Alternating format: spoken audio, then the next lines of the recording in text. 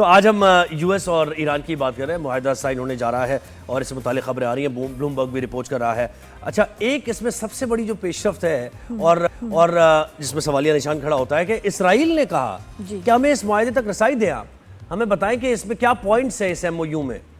तो मना कर दी गई वो दरखास्त उनकी यूएस की तरफ से। I was under the impression कि उनको पता है और वो इस मुआहदे में थे शामिल, क्लॉजेज में इन्वॉल्व थे, लेकिन इससे तो लग रहा है कि वो आउट हैं। हाँ, आउट है बिल्कुल, उनको नहीं पता। नहीं बनाया गया ये मुआहदा और बड़ा हैरानी का इजहार किया गया। इसराइली मीडिया ये कह रहा है कि ये कैसे यूएस ने हमें मना कर दिया, हम तो इनके साथ साथ ही है। लेकिन जो मुआहदा हो रहा है, जो एमओयू साइन हो रहा है, वो नहीं बताया जा रहा। लेकिन अभी तक एमओयू के जो पॉइंट्स आए हैं जिस पर मुतज़ाद खबरें हैं, लेकिन यही पॉइंट्स पूरी वेबसाइट्स पर, न्यूज़ चैनल्स पर रोटेट कर रहे हैं।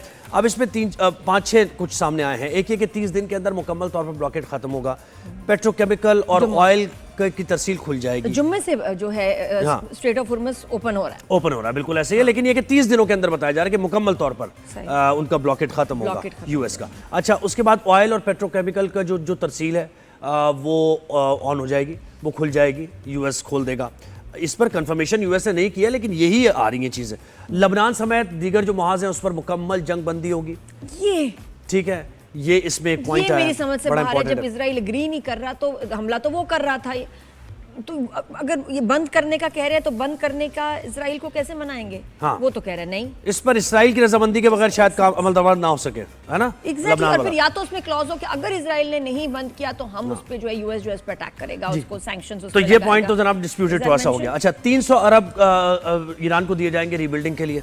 ठीक है, अमेरिका और उसके इत्तेहादियों की तरफ से, क्योंकि जो नुकसान हुआ है ईरान का। लिया। हाँ, अब ये देखिए सामने आ रही है ना, एमओयू के पॉइंट सामने आ रहे हैं। अब ये होता है या नहीं होता ये बाद में पता चलेगा। पहले मना कर दिया था, पहले ट्रंप ने कहा ये तो हो ही नहीं सकता, तो बड़ा मसला ही नहीं। 12 अरब मुआहदे से पहले और 12 अरब मुआहदे के बाद ये भी पॉइंट सामने आ रहा है कि ईरान को दिए जाएंगे। पैसे थे कतर के बैंक्स में फंसे हुए। हाँ बिल्कुल, वो ये कह रहे हैं कि वो पैसे भी रिलीज किए जाएंगे। मिसाइल प्रोग्राम और जो यानी प्रॉक्सीज ईरान या ईरान जिन ग्रुप्स को सपोर्ट कर रहा है, यानी हिजबुल्लाह को सपोर्ट कर रहा है या गजा में जो सपोर्ट कर रहा है, तो उससे मुतालिक इस मुआहदे में कुछ नहीं है। ये भी सामने आया अभी।